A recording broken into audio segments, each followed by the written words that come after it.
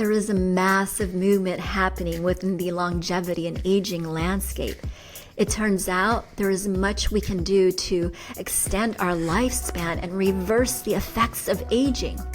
What we've been taught and led to believe about aging and human disease are now outdated and no longer accurate. That means it's time to change the current mainstream paradigm and have different kinds of conversations when it comes to our well-being. And it's time to recognize that we have the power within ourselves to dictate and drive our own health span and aging journey. Hi, I'm Suzaida Hippolito, host of Timeless Vitality, where we are redefining aging so we become truly timeless. There are people on this planet who defy all odds. And these people often end up making a profound impact on our humanity. They change our world.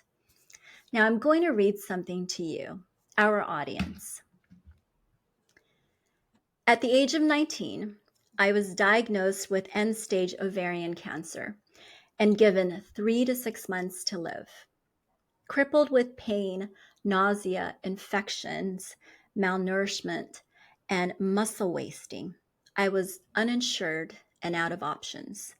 But I was also young, naive, and stubborn. It was up to me to dig deep and find hope.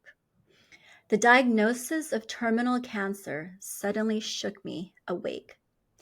Since that diagnosis in 1991, the years have unfolded as a journey that I continue to this day. What began as a pursuit to heal my own body has evolved into a global mission to transform cancer care. Now, this woman, a visionary and a highly respected global authority in the healthcare space, is on a very big mission. She is a best-selling author in integrative cancer care therapies and research, consulting with physicians all around the world. She co-authored The Metabolic Approach to Cancer and Mistletoe and the Emerging Future of Integrative Oncology. She has educated thousands of healthcare professionals and created robust educational programs for both healthcare institutions and the public to incorporate vetted integrative cancer care therapies. She is also the executive director and co-founder of the Metabolic Institute, the Metabolic Terrain Institute of Health. I'll say that again, the Metabolic Terrain Institute of Health, an organization changing the approach to cancer care. She is also building a comprehensive, state-of-the-art metabolic oncology hospital and research institute in the United States that will offer the best of standard of care and integrative therapies. Please meet Dr. Nasha Winter. Nasha, I'm so grateful that you're here with us today. How the heck are ya? Well, first of all, I'm like sitting here going, who is this a person she's talking about? It's just what a beautiful, powerful introduction. And it's even when it's your own life and you hear it reflected back, you just remind me of the journey this has been. I'm really grateful for that. I'm really grateful to be here with you and all of your listeners. So thank you. Well, with all that cancer talk, we're actually not even going to talk about cancer today, right? Right. We're going to just take him on a whole nother journey. Yes. Okay. So sorry to throw everyone off, but stay with us here. We're going to get into some really good stuff. We're actually going to talk big picture kind of stuff that's super disruptive to traditional Western healthcare models. You tell me, where do you want to start with that? You are the expert. Like, we can totally go anywhere with this. I love it. Well, first of all, I think that the story of my cancer background really is part of how I've been inspired to become a disruptor in this space. So you filled in that why, really, really, really well.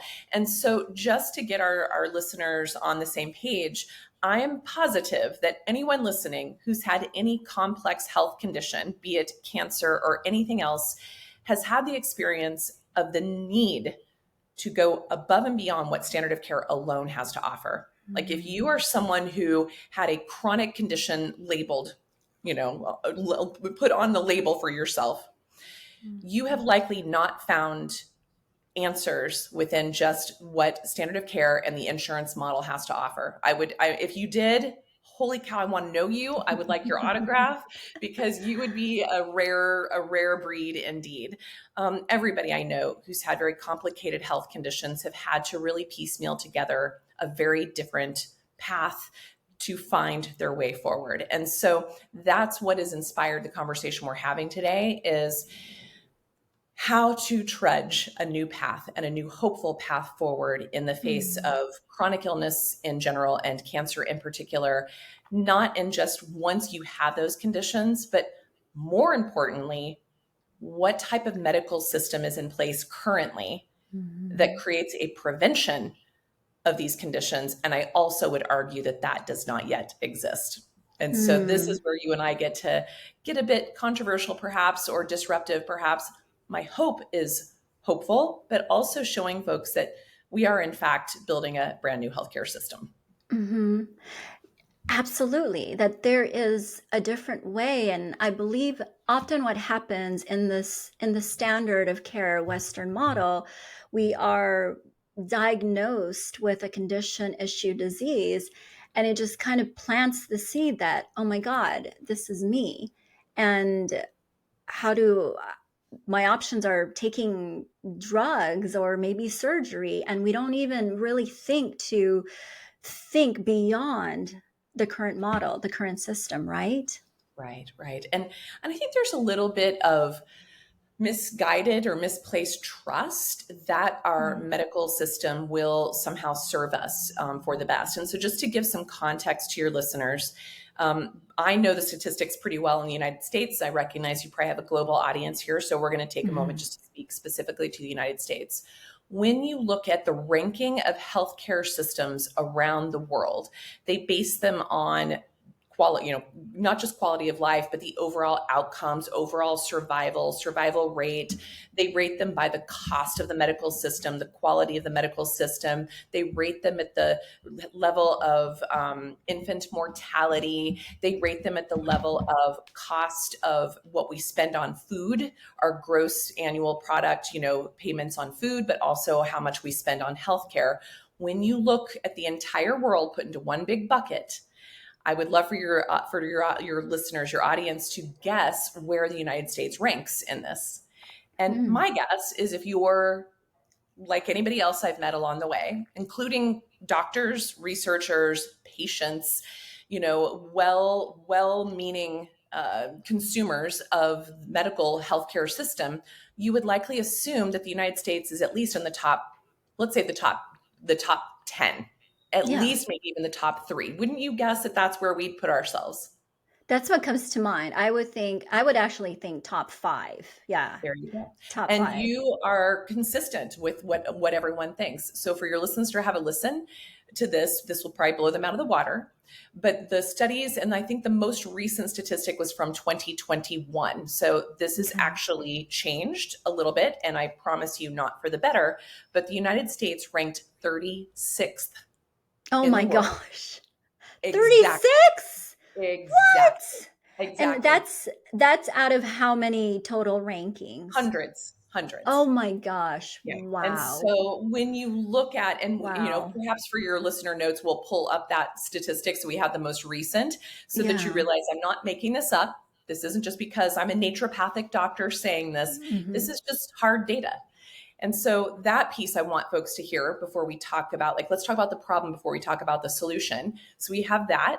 The next piece of information that's important for you all to know is, in the world, when we look at longevity and overall survival rates, every single country in the world is either stable or improving their overall longevity, their overall Mm. survival rate. So even if they're Mhm. improving it by a couple of months to a couple of years. However, in the United States, for the fifth year in the row, we're the only nation in the world that is actually losing Oh, our gosh. longevity.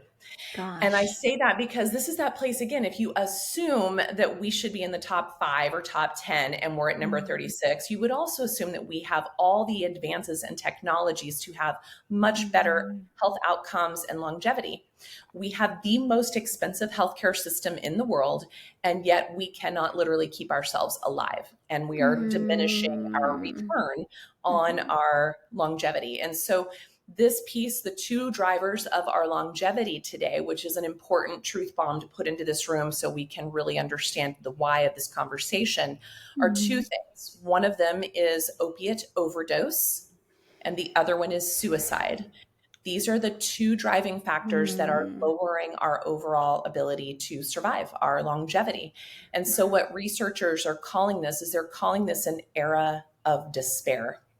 And what you'll recognize is I noted that these statistics are worsening over the years, but they've picked up momentum in worsening since COVID.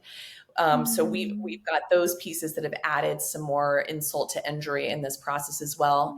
And mm, we also have an explosion. In fact, your listeners can go and we'll maybe put some more links into the show notes of the number of young people being diagnosed with cancer oh today. my This gosh. a disease considered of the aged, and now the fastest growing cancer rates are under the age of 40, from colorectal cancer to glioblastomas and to even a recurrence and resurgence in leukemias, Mhm, which had been something we were really getting a handle on in the past. So mhm, I drop all these kind of truth bombs into this circle so that you yeah. understand that no matter the amount of money we have to pay and create the healthcare system we all have access to today, it's not Mhm, doing anything for us. All right. mhm, If you were in a car accident, this is the first thing you want to do is you want to go to an emergency room, right? Any major emergency acute condition, we handle better than anybody in the world, hands down. Our mm, very high tech in the acute space is brilliant.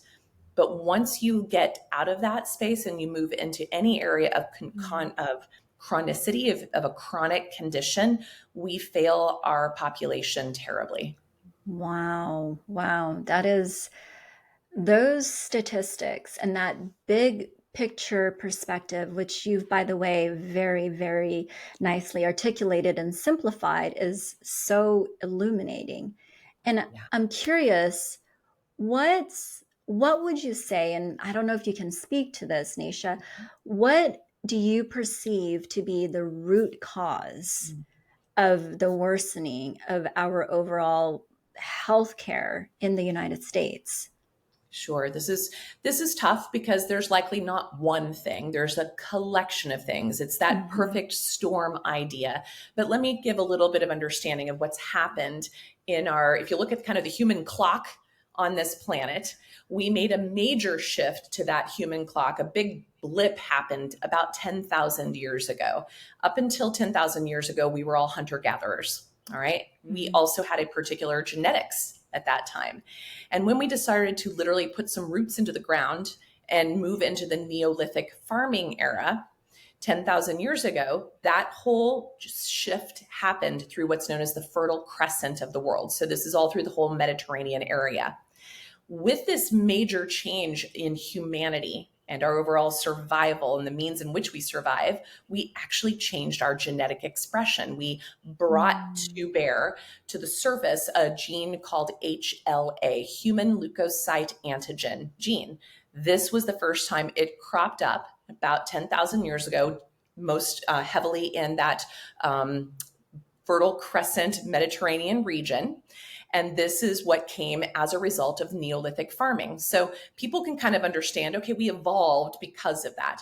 Well, we didn't make another really big shift until about 150, 200 years ago, which was in the Mm. 1850s with the advent of the Industrial Revolution, and Mm. specifically the Industrial Food Revolution. So we went from tens of thousands of years as hunter gatherers to Neolithic farmers, to many thousands of years as Neolithic farmers to industrial food revolution, moving into that arena where we started doing more instead of just having your own farm, your own animal, your own hunting, your own gardens, you started to grow for your community.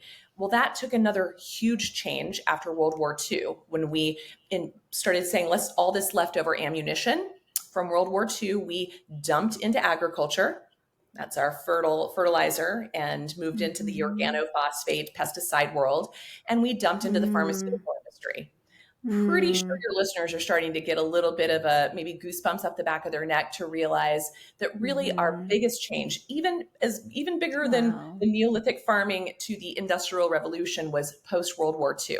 Yeah. A lot of changes came. Wow. And when I talk to people about it, the three biggest changes that have happened since the Industrial Revolution, and more so in the last 50, 60 years, is the process of flour, sugar, and salt, which basically pulls out all the nutrients and just leaves behind these very just like cardboard, non-nutrient ingredients that becomes Mhm. fillers and put into anything and everything. We went from 5 pounds of sugar per person per year in this part of the world to over 175 pounds of sugar per person per year in a very short period of time. Oh So my our bodies gosh. are like, I don't know what to do with this information. So that's one big boom. The second big boom Mhm. is the way we changed the way we raise our food, the way we raise our animals, the way we raise our crops, the way we raise our food. After World War II, we also went from having like thousands of diverse food crops to Mhm. a monocropped society where Mhm. basically the majority of what the planet eats today is corn, wheat, soybean, and canola. Those are the four major crops that are now the foundation of the majority of our food systems in the world. That is also the first time we've ever had that. And to maintain such large crops, it takes a lot of chemicals because we've created a lot of Mm. resistance, pest resistance within these monocrops, because diversity is actually how you maintain management of your environment, both inside your body and outside your body. So when we monocropped the planet, we monocropped ourselves. We changed that soil microdiversity to changing the soil microdiversity within ourselves, which made us less resilient to disease Yeah. in general. And then the third thing that's changed especially since World War II, is the chemical revolution, which at this point we have about 80 to 100,000 new products on the market, of which less than a couple hundred have been properly tested. And out of that, we don't look at the combinations of these chemicals. So that concept of better Mm. living through chemistry that Merck Pharmaceutical used as their tagline in the early 1900s is now actually worse, living through chemistry, Mm. that we've made that switch. So we made a lot of changes in a very short period of time, and our bodies and our psychologies have not been able to catch up with the massive Mm. changes. We've not been able to adapt to these massive changes. So those are kind Mhm. of the big ones. And at the bottom, like the very most fundamental, its biggest impact is on our metabolic health. And so a lot of people think Mm. metabolic and just think the calorie or your weight distribution. That's part of it, especially now that over 70% of Americans are considered obese. That definitely plays a role, but many of us are even walking around as toffies, then on the outside, fat on the inside, and metabolically fat on the inside of our body. Mm. And so this mitochondrial metabolic mayhem is a result of these three major things I just described. And as such, over Mm. 93% of the American population, again, we've got cited studies to share with your listeners, are actually, over 93% of us are actually metabolically broken today. And that Mm. sets us up for conditions like cancer, Alzheimer's, diabetes, Mhm. obesity, chronic kidney disease, cardiovascular disease, autoimmune disease, autism, Asperger's, the whole gamut. These are the conditions of our modern times. And no one is talking about why. And no Mhm. one is putting things into, I should say, in the standard of care model, no one's asking why. Mhm. And in the standard of care model, no one's taking measures to change it. Mhm. Thank God for people like your listeners and your guests on this summit, and myself and many other people that I'm blessed to be introduced to every single day. We're on a mission to change that. Yeah. Oh my gosh. It's so we are on the precipice of another human evolution. it sounds like, to, if anything, at least reverse the effects of what we've done to ourselves as a society for the past 150 years, and then evolve into perhaps another higher level, more upgraded level of our human physiology. Um, I really love how you broke that down, because I think that as a society, we're not aware of the why, which you just educated us on so beautifully. And we think that what we are going through with our health, disease, cancer, and all the things, we've come to normalize that, Oh, right? exactly. Oh, huge. Normalize it. Even accept it as just, oh, it's just bad luck. There's nothing I can Mm. do about it. We've left ourselves even more vulnerable to understanding, or to take away the fact that we are far more powerful than we've been led to believe. Hmm. We truly are. I 1,000% agree with that. And it's challenging to believe in our own personal power when we are living with illness, when we're Right. living with disease, right? Right. Very much. Very much. It becomes a bit of a, you kind of become a little myopic, you get the blinders on it. It's hard to imagine a different reality. And what, so this is what you're speaking of, changing the whole healthcare space. It's a massive undertaking, clearly, because there's so many systems within the bigger system that are key players that have been big contributors, if you will. And I'm not blaming or being negative or judging. It's simply like what we all have been led to believe is how things are supposed to be. So you're creating a massive destruction, not destruction, disruption. You're creating maybe a destruction, a destruction of the old system. You're creating a massive disruption that is going to have a profound ripple effect on all the systems that have kept this outdated healthcare model alive. Can you give some insight on the process you're going through with all that? Sure. And funny that you chose the word destruction. And let me just run with that just a second, because Okay, guess, please. if we do nothing, if I just sat back and did absolutely nothing, and all the well meaning people in my circle and beyond did nothing, the system will destruct on its own, period. It is, and it will.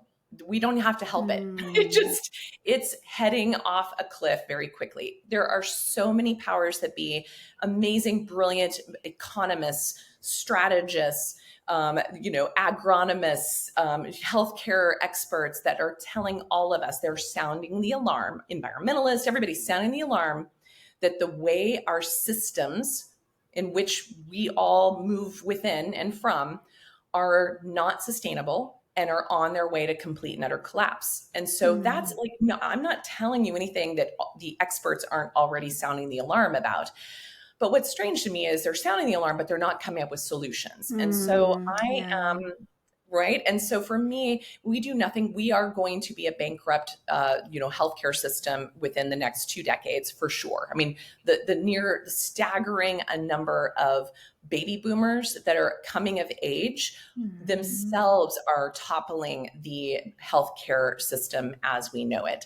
Mm, It's watching these systems fail globally, not just in the United States, but in yeah. other national healthcare systems in Europe, in Canada, all over. They're all toppling. This isn't just a unique experience in the United States. So, with that, instead of what I've done for the past 20 years of my career was try to go in and fix the current system. I've tried every which way you can imagine. I've worked in hospital environments. I've worked in emergency room environments. I've worked in HIV and AIDS centers. I've worked in nursing homes. I've worked in the pediatrics or in like school clinics. I've worked in so many different environments where I thought we can make a difference. I've worked Yeah. for years in trying to get good quality food into the most vulnerable environments that we face, which is our aging population. So into the nursing home environment, into hospitals, and into school systems. And just to give you an example, the average amount of money each patient pays a day for food in a hospital, got to guess? Wow. Is this a trick question? Well, I just want people to realize, like, our most vulnerable population, we're investing $1.37 a day Oh my gosh. to feed the most vulnerable population. And it's probably less than Wow. that in the school system and in the nursing home. I just know the Oh my hospital stats. gosh. Again, we can get you this reference data. These are not things I'm Yeah. pulling out of thin air. And so you realize, wow, we're not investing in. And so you have the big Mm-mm. organizations like Cisco and those big food companies that are all about maintaining this narrative, and they're in bed with the pharmaceutical industry, they're in bed with the agricultural industry, they're in bed with even the educational industry. So for instance, Mm. nutritionists, nurses, doctors, they're all trained in the same mindset or belief system Mhm. about what nutrition should be about or isn't about. Mm. And just these are examples that the whole system is designed to maintain a status quo, to Mm. create more of the same. And for us, that more of the same is actually disease creation, not health creation. Not Mhm. our whole medical system isn't really a healthcare system; it's a disease management system. And our Mhm. medical system is just that. It is a system, but it has many key players: corporations, the banking industry, the real estate industry for where these farms are, the Wow. agricultural industry, you name it. So when you look at trying to change, which I did for many, many decades, as has Mhm. so many of my colleagues, when we came in and we tried to just like pull one of the Jenga blocks out of the tall, the tower, the whole thing topples or doesn't budge, right? It's either or. So what we've realized is we have to go after building an entire new ecosystem. Mm. So that's what I started dreaming about this over 30 years ago. I know exactly what it looks like to basically show people how to live healthy on a very unhealthy planet, to create partnerships and stewardships with our land. It starts with our land. It starts with our soil on the outside of us, Mm. of which we've lost, you know, hundreds of feet of topsoil since the 1940s. We've lost our food today is less than 50% of the nutritional status that it was back pre-World War II. I mean, just to give examples, you have to have 10 times the amount of a cup of broccoli to get the same nutrients in the broccoli our grandparents or great grandparents had, back Wow. before World War II. So in that, we know that our first relationship has to start with the land and those who nourish and nurture and steward that land and nourish and nurture us. It comes Mm. back down to even the pollinators that help make that food even possible. When we're spraying the bejesus out of everything, we lose our pollinators, and without our pollinators, we don't have food. And so now what you hear everyone talking about today, their solution is, okay, screw that. We're just going to go make it all in a factory instead, Mhm. Yeah, right? And it if you're is. not paying attention to the factory created food systems, the factory created animal system, fake animal systems, you are definitely missing the boat here, because this is what they believe the solution is we'll just make our food from a Mm. factory. That is not good. The other lie that we've all been fed, and I mean that pun intentionally, is that the only way we're going to be able to feed the massive population that we have is through this types of extractive farming methods and these Mhm. CAFO, these large animal feeding organizations, and these farm and factory food systems. So we're starting from scratch. We're building relationships with our farmers. So I was just on a farm just this last week of 10 acres, and that farm alone feeds 45,000 people, right? I'm Wow. just Wow. planting that seed that what you've Mhm. been told is a lie, and that Mhm. coming back to the fundamentals of regenerative, small scale Mhm. farming is at the root of how we start to clean up this mess. Because Mhm. remember, as Mhm. I started our story, it all changed when Yeah. we became agrarian Neolithic Mhm. farmers. Well, guess Mhm. what? We evolved in that 10,000 years to do pretty good with this. So Mhm. we can take ourselves back and kind of rewind it and get it back, and then use the technologies of today to enhance it. The other thing is we have to get out of the insurance model. So, in people who are Mm. even in free healthcare in, say, Canada and London and England, all over, these patients and these colleagues of mine will tell me that they tell me the horror stories of free healthcare, right? Mm. It's by no means free, and it's inherently flawed just as much as our extremely high cost insurance paid model is. At the end of the day, they all have the same goals. right? So we're leaving that system. We're moving back into kind of a community-based system. My dear colleague, James Maskell, his book, Community Medicine, Community Health, is excellent, talking about ways that we're already doing this. It will give you lots of examples of how this is already being done. But anyone who thinks that your insurance model is going to cover and reimburse you for wellness and for treatment, like prevention of disease, you're fooling yourself. It's not going to happen. And so you have to be willing to advocate for yourself and leave that system. So we're putting models in place that create these health share, cost share models. So an example of this for your listeners is a lot of the imaging centers around the country are doing just this. So if you went to your hospital to get an MRI, your hospital would bill insurance $4,500 for that MRI. If you went to that hospital and said, I have a really high deductible or I don't have insurance, I can only pay you cash for my MRI, that hospital will charge you $2,500 for that MRI. And everyone's like, well, that's a bargain. That's $2,000 less than it's being billed to insurance.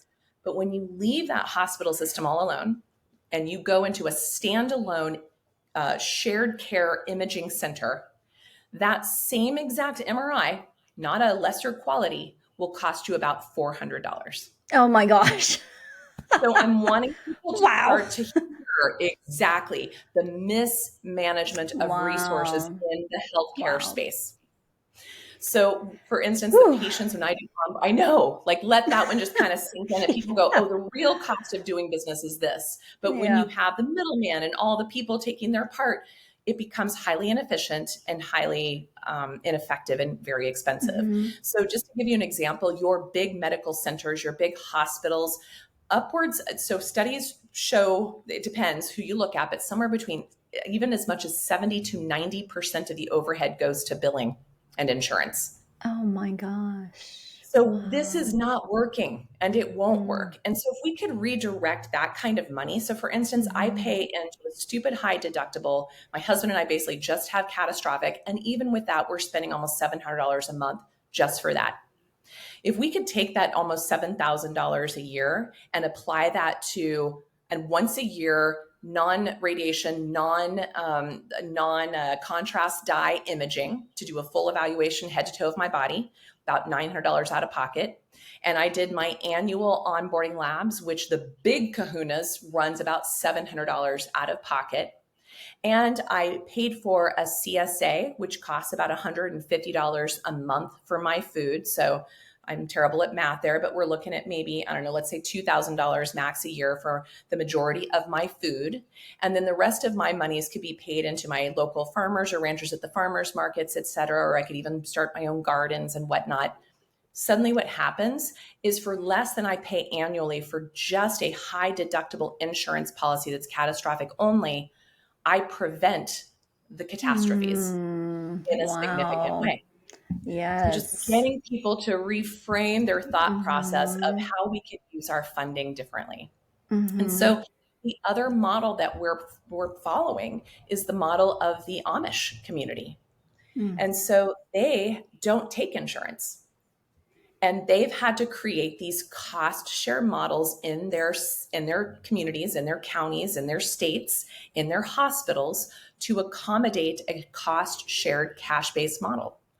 And so what would typically cost maybe one person $10,000 a day to stay overnight in the hospital, they've gotten it down to under 100 type of, like, just to give you examples. So we have those price sheets to know really what it costs to do business. And just for your listeners to hear again, the top 10 money-making hospitals in the country, out of those 10, seven of those are nonprofits. So you'd think that a nonprofit hospital would be putting its resources back, which is legally what they're supposed to do, back into their community. That's what's supposed to happen there. Wow. It's lip service at best. And so in building a model that's a cash-based, community-centered, because we also recognize this isolation and this despair is killing us. So shifting that pattern of more of a lean in and support each other versus isolate, and separate each other.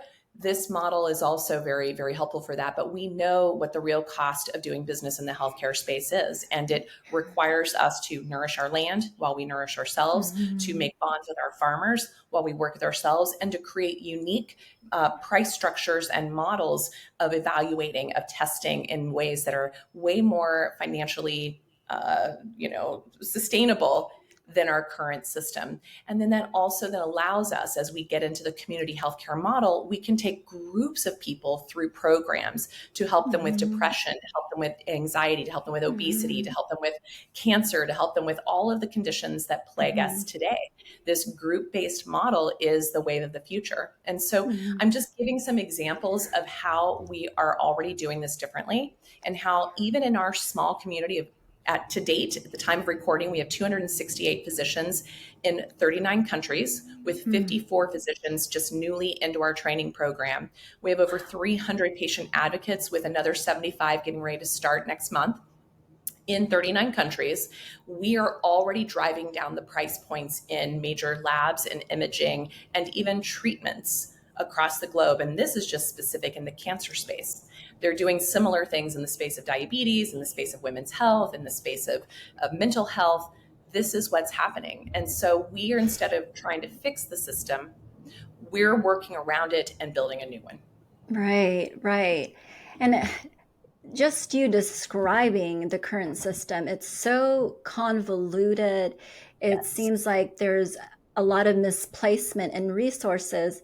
And in a world where everything is energy, like that convolutedness of the system, the intricateness of that system, like we end up in that system, and that energy transfers to us. So it's no wonder, and I'm getting a little esoteric here, but it's no wonder that we end up like not so well. We end up even more sick and even more stressed because we're literally stepping into just energetically a system that is so chaotic. And Exactly. then So chaotic. yeah. And the system, the new model that you're building, I mean, just listening to how you're describing it, to me, it's so simple, it's accessible, it's Yes. community based, where it's like we don't have to do it alone.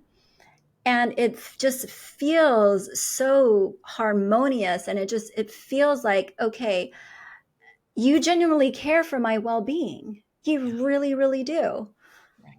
And you're giving me tools and resources to take care of myself and prevent the diseases that are the scourge of humanity today. And so Mm-hmm. that's the other piece of this, is we are all about prevention as well, because really the only cure for cancer or for some of these debilitating chronic illnesses is prevention, especially knowing that now 1 in 2 men and 1 in 2 women are expected, this is global statistics, are expected to have a cancer diagnosis in their lifetime. And so hearing that should make every person knowing that, okay, just in this room right Yeah. here, you and I, luckily Yeah. I've taken care of that statistic for you. So I've already Yeah. been there. Thank Okay. you. You're welcome. Thank you Whatever I for can do. having my back. Well, there you go, right? But that's the piece here, is it is about having each other's back. It's about to say, okay, this has happened to me. How do I prevent this from happening to Mm-hmm. somebody else? How Mm-hmm. do we lean in and support each other to do this differently? When people Yeah. say, well, what about kids? Why are kids getting sick? Well, hopefully, after you now understand the trajectory we've been on for the last 10,000 years, you'd actually be asking me more the question of, how is it that we're not all sick and dying? There Mm-hmm. is Yeah. always a level of resilience. Our bodies know how to do this. We just need to get out of our own way. We need to Mm-hmm. remove as many of the obstacles to cure as possible. We need to Mm-hmm. rebuild empowerment, education, and resilience within the Mm-hmm. organism and within the environment that surrounds us. And we Mm-hmm. need to be willing to go to buck the system. We need to be willing to become aware, become accountable, become both an advocate for yourself and others, and become an Mm-hmm. activist Mm-hmm. for yourself and others. And okay, despite all the crazy happening with the current healthcare system model, I still believe in like keeping the peace, right? I still believe in keeping the peace. And so, how can we ourselves, what difference can we make individually where can we start, and to be advocates in a way that is disruptive, but doesn't, it doesn't, attack the current system, because we don't want to do that either, right? No, we want to, instead of focusing on dissing the old, shaming the old, we want to put all of our energy wholeheartedly in building the new. That's really, like, it's so easy to understand where it is we've come from and see and recognize the faults. And I shared Mm-hmm. that story so people have context, because Mm-hmm. unless you're somebody like me who really is interested in that historical perspective, you may not understand what got us to this point. So I did that for context only, but I'm also trying to shine all of our light forward into a new direction. And so there's one very simple place to start. It's my version of the CDC, which in the United States, we know that as the Center of Disease Control. It used to actually be called the Center of Disease Control and Prevention, and notice that that part has kind of been left Dropped off. off. For me, my version of the CDC, for disease control and prevention, is three things that you can focus on. Each and every person listening to this, and share it with those near and dear to you, is C for circadian rhythm. Get back into the rhythm of yourself and the rhythm of nature. Know when that sun rises, know when that sun sets, know where the moon is around you. Get your body out in the early morning and late evening light. It resets an entire cascade of hormonal signaling in your body just to be exposed at that particular light frequency first thing in the morning and last thing at night. It's one of the best things you can do to reset yourself. And I bring this up because Americans, on average, are outdoors less than 15 minutes a day. So right then and there, you've screwed your circadian rhythm. So you can take that on. When I was in private practice and had my patients dealing with fertility, we used the moon to reset cycles of fertility. So getting your body out in the moonlight, moon bathing, we like to call it. It sounds so hippie and esoteric, but it is very profound, because there is tidal. I mean, we have tides based on the moon. We're just water as well. So of course it's going to affect our tides. So take a look in both those things about sunrise, sunsets, and moon bathing to see that there's actually quite a volume of research based on resetting your circadian rhythm. Even just completely unplugging the electronics in your home, or having a kill switch in your sleeping space so you can turn those EMFs off. Make sure you turn off your screen time before and after sunset. So before sunrise, have it dark. After sunset, have it dark. And if you have to be on screen whatsoever, be wearing your blue blockers, have all the different blue filters that you can have on your devices today. Maybe even, like in my household, we have red light bulbs in all the lights. So when we do turn on light in the evening hours, everything is red. We all look fabulous in that red light. Those are the ways to actually change, because insomnia, anxiety, depression are huge, and they're very tied into our circadian rhythm. That's number one. Number two, diet. So with diet, everyone gets very dogmatic and very arguable about this. So what I want you to think of more is not what you're eating, it's when you're eating. So in those days, the longer days of the year, the shorter days of the year, I want you to only eat within the day, with the light of the day. So that's one simple thing. In fact, Dr. Sachin Panda, his research shows that that's probably more important of when you eat as to what you eat with regards to your overall metabolic health. The other recommendation I have is please, like, lower your carbohydrate intake no matter who you are, because everyone's getting way too many carbs today. So take a look, use a free MyFitnessPal or a free chronometer to actually look and see how many carbohydrates you get in a day. Just to give you an example, the RD nutritionists say that women should be having less than 100 grams of carbohydrates a day, and men as well, and that women should be having less than 20% of that as sugar, and men less than 25 grams of that as sugar. I'm here to tell you right now, that's an RD nutritionist who's been trained to toe the line of the industrial revolution, the industrial food system. So for my world, less is even more, like preferably even under 50 grams a day is what you're going for. But what I want you to understand is the ADA recommendations for breakfast gives you 3 days of sugar just in one breakfast every day. So we're not even following our general recommendations. So right there, you're eating too much sugar just from the get-go. So the way you can also avoid that is eating in the light of the day, but you can also start implementing fasting, intermittent fasting. So I tell everybody, shoot for 13 hours every day. nothing, so if finish your last meal by say 7 p.m. and don't eat again till 8 a.m. If you have a problem doing that, that's giving you a sign that you're metabolically broken, that you're metabolically inflexible and need to work up towards it. Once you've Mm. mastered that, you can push yourself a little bit more to 16 to 18 hours twice a week. Once you've mastered that, work up to 24 hours once a week. Once you've mastered that, work up to 3 days once a month.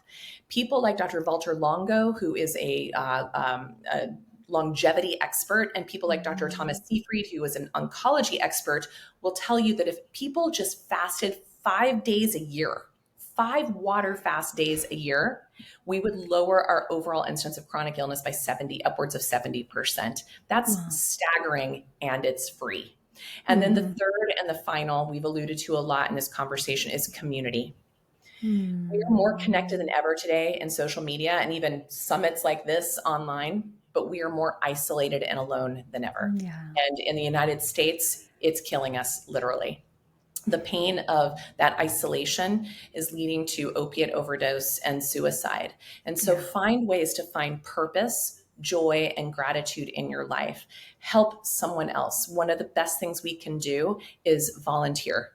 There are so many people that need you. And when you're in a space of volunteerism, your chemistry literally changes. You rewire your brain, you rewire your psychology, you rewire your life.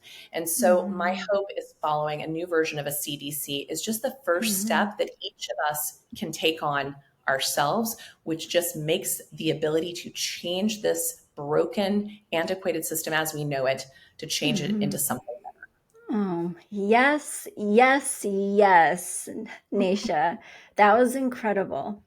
Now, there's 3 questions I ask all of my speakers. The first question is, what is your number one life hack for promoting your own longevity? Cool. Well, you know what? I've already mentioned it. Without fail, no matter where I am on the planet, and I travel a lot, I make sure I watch that sunrise. That's my Mhm. go to.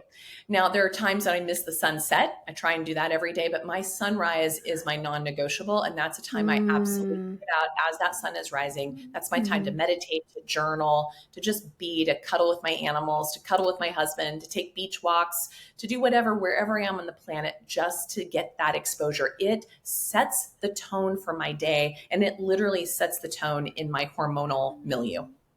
And do you actually go out and watch the sunset no matter where you are in the world? Matter where I am, Wow. I find out which direction I am. If I'm in a hotel, I'll go Yeah. walk the street. I will go, even if it's freezing cold or burning hot Yeah. or pouring rain or snowing, because You even if go it's for snowing and it. it's cloudy, the light coming through those clouds Still is that there. particular red frequency. Exactly. It's still hitting every cell Mm. of your body. It's like we're big photovoltaic bulbs here, and it's Mhm. charging up our mitochondria and the complexes of our mitochondria. It's charging up our pineal and Wow. our pituitary gland, and it's setting a whole cascade of hormonal signalings into the rest of our body. Wow. All right. So I love that one. That's so cool. Yes. The second question is, well, you already, well, this was the whole topic of our conversation, which is where do you see the future of longevity? mm, I think just using the good old CDC, we have to help people understand that pain is a messenger. Okay, so we don't want to medicate pain away, whether it's physical pain, whether it's emotional pain, it's trying to Mm. tell us something. All right, so we need to lean into the resources that are becoming more and more available to us to see and address and meet our pain in a different way. And we need to do Mm. so together. And I think until we move that dial, we're going to continue to see just an unbelievable surge, as it's already happening, of mental illness, of chronic illness, of Mm. isolation, of depression, and of suicide and opiate overdose. Those are how we're coping with it now. We need other coping mechanisms. Right, right. Because when we feel pain, especially like emotional pain, Yeah, that's a yeah, big one, right? Emotional pain, we're just taught, nope, I don't want to feel my feelings. Let me go drink something. Let me go exactly. eat Get something. So online and that, shop, watch some yeah, porn, watch some Netflix, go crazy on sugar, go whatever. We yeah. look for the sweetness of life through food, like those are the things we lean towards. So finding other tools. And Mm-hmm. nature often holds answers there for people. Community Mm. connection, oxytocin holds answers there Yeah. for people. But even us going back to some old tools that we co-evolved with, and even some of the plant medicine space. So people that are extremely traumatized with extreme post-traumatic disorders, we actually have ancient methods of medicines, plant medicines that have actually been very Mm. powerful in changing up, like in our post-traumatic stress disorder Mm-hmm. vet community. I've seen some amazing things happening there. Instead of leaning towards these heavily narcotic laced antipsychotic medications, Yeah. we can actually return to something that we co-evolved with when the Mm-hmm. time and place is needed. So there are Mm-hmm. tools out there to help even those who are the most damaged and the most alone to find a Mm-hmm. way. Right, right. And they just have to be willing to be open and take that first step, Totally. right? And Curiosity is a very powerful ally. yeah, yes, it is. And as part of this question, I want to take it back to, before I ask the third question, I want to take it back to the comprehensive state of the art metabolic oncology hospital and research institute that you're building. How is that playing into the future of medicine or the future of longevity and what you're building? Perfect. Well, I spent over 30 years traveling all over the world looking for the place, and the place does not exist, so I'm building it. And so we're putting a 250,000 square foot residential hospital. It's going to start with 80 beds. It can go as high as 150 beds as we expand over time. It's on a 1,200 acre organic regenerative farm in Southeast Arizona. Around that, we also have intentional residential community, intentional green commerce. We've got farm to table restaurants. There's a cooking school, an events center, a wellness destination center. This is bringing thousands of jobs to a very financially underserved part of the state. This is also Wow. leaving the insurance model entirely and creating those comprehensive share care models that I've already discussed. We Mm-hmm. also, being a research facility, are looking to grants. We also are a nonprofit, so a lot of the monies we make from our education platform, for instance, anything after we've paid our overhead goes to patient grants to help patients that otherwise don't have access to Mm. these types of Wow. tools, help get them resourced to get to an environment like this. We hope that this is the one, the prototype of what the hospital system is, and we're actively creating a prototype for lack of a better word, franchises on the smaller scale clinical models that we Mm-hmm. expect to seed, and I use that word very specifically, all over the planet. There are definitely Mm. places where we have farm to table or farm to hospital environments, but everything is still so isolated. This will be the first of its kind where the hospital is like the hub Wow. of a little micro city, and everything Mm-hmm. growing up and around it is there to support the hospital, and the hospital the community. And so, for Wow. instance, our farmers will be in the kitchen with our chefs helping make the Oh food for my our patients. The gosh. patients will be in the fields with the farmers. They'll be out Oh my there gathering the gosh. eggs. All of this is going to Oh. take people back to talk about restoring rhythm, talk about Yeah. our own CDC. And so that's just an example of what's being built. And we have a lot of people watching what Wow. we're doing and taking note to make Mm. this a reality. And are you able to share with us a timeline for this? We can look forward Well, to when. if you got any hundred, we've got about it's $180 million project. Okay. We pivoted to redoing our capital campaign for that to focus on opening of our lab, which is opening this month in Arizona as well, which is our product development research lab. These are some of the things that we know will help fund our hospital as well. So we knew that would probably get us there quicker, which is very exciting. But if you are Mm. someone, instead of like, I would really and encourage your listeners, instead of maybe giving monies to the same broken system when you're looking at charities, say in the cancer space, I might Mm. encourage you to look at other nonprofits that are actually changing the system Mm. and changing the Mm. patient outcomes and moving into this, whether it's to our nonprofit, the Metabolic Terrain Institute of Health, or to other people's nonprofits doing the similar thing. I would really encourage you to stop giving to those ribbon campaigns and those family foundations that keep perpetuating more of the same, because the majority of those monies are unfortunately going to massive overhead and people's corporate earning, their paychecks versus actually changing the system. We're putting all of our funding into patient grants, into research, and into building out of this hospital, which we hope will become a model for hospitals globally. Got it. Wow. Wow, wow, wow. So And that, once the funding is there, the doors will be open as early as 18 months after we have the funding. So we'll be gotcha. pushing it across the finish line as long as it takes, but we have a lofty goal of getting these doors open in 3 years. Okay, that's gonna be soon. Yeah, Gonna it be goes very like that. soon. Yeah, it does go by fast. 2,000, hospital. I mean, it's a lot. It's not like a little clinic that we're building. This Yeah. is, your get round the clock care hospital. Yeah. Oh, this is so exciting. I'm looking forward to watching the development and the evolution of this new institute, the facilities, the community, the entire ecosystem. Thank you. In Okay. fact, our farmer for the hospital was just featured on Common Ground, a documentary about regenerative agriculture. The same Mhm. who made the show Kiss the Ground. We've also been featured in other documentaries about our project as well. So it's gaining interest and momentum. So I'm very excited Yes. to talk about it here with your listeners as well. So thank you.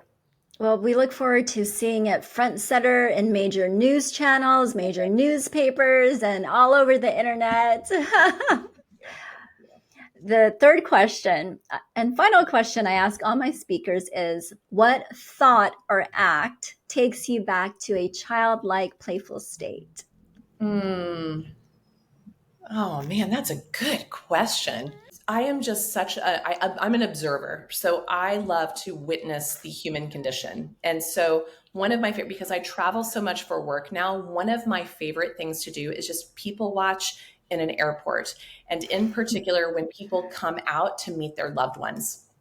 It is so like Oh. I'm usually like the one ugly crying, and remembering that even in the darkest, hardest moments, when you see someone reconnecting, when you see someone excited to see another, to greet another, Mm, it's contagious to be in that space. So wherever you can go and be witness to other mm, people's joy is an absolute surefire way to rewire your biology in a pretty significant way. And so for me, since I'm on an airplane most weeks of the year, I get to take advantage of that nice little hit pretty regularly.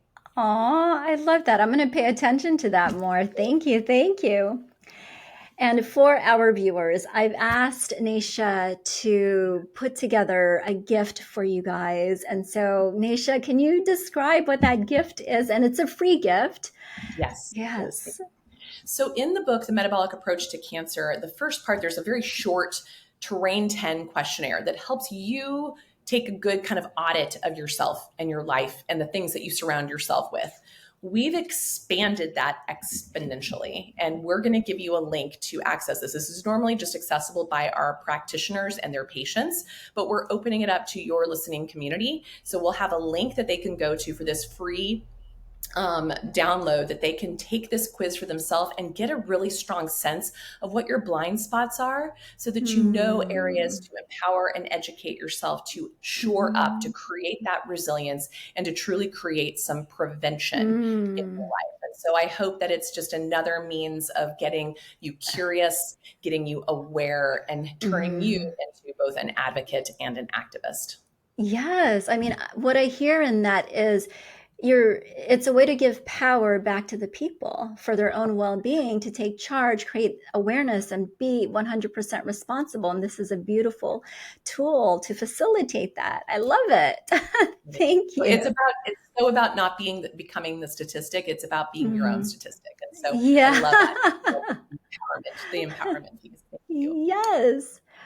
And any parting words? I'm just going to take in extreme gratitude Hmm. for sharing with you, being with you and your listeners. I'm just letting that wash over me and reminding myself to do that more often, and hoping that will translate and trickle into all of you. Yes, yeah, yes, yes, yes. It already is, and it will forever do so.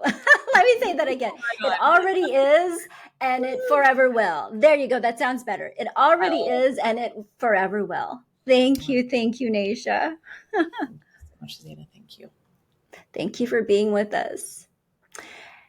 All right, you guys. And that concludes our episode with Nasha. So much to think about. Wildly disruptive.